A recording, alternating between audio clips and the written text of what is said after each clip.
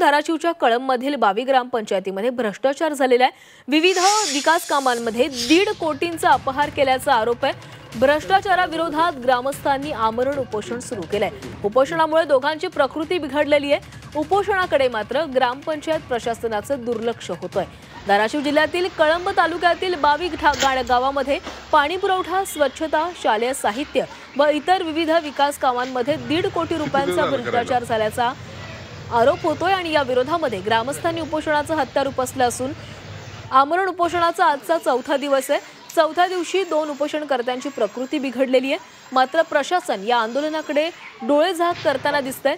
22 ग्रामपंचायतमध्ये विविध विकास कामांमध्ये 1.5 कोटी रुपयांचा भ्रष्टाचार झाल्याचं लेखी तक्रार ग्रामस्थांनी प्रशासनाला दिली होती। वित्त आयोगामध्ये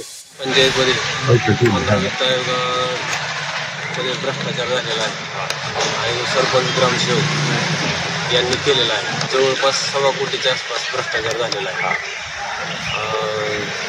काही शाळेमध्ये पैसे खर्च करण्यात आलेले, काही कचरा कुंड्या जवळपास 16-17 लाखाच्या गावात वाटप केलेल्या आहेत असं दाखवले। परंतु शाळेला भेट दिली, आम्ही शाळेला विचारलं की बाबा मुख्याध्यापकाला तुम्हाला ग्रामपंचायतकडून काय काय माहिती, काय काय वस्तू मिळाल्या, काय काय सुखसोयी झाल्या त्या आम्हाला लेखी स्वरूपात द्या। तर त्यांनी आम्हाला सांगितलं की आम्हाला ग्रामपंचायतकडून एक वस्तू मिळालेली नाही।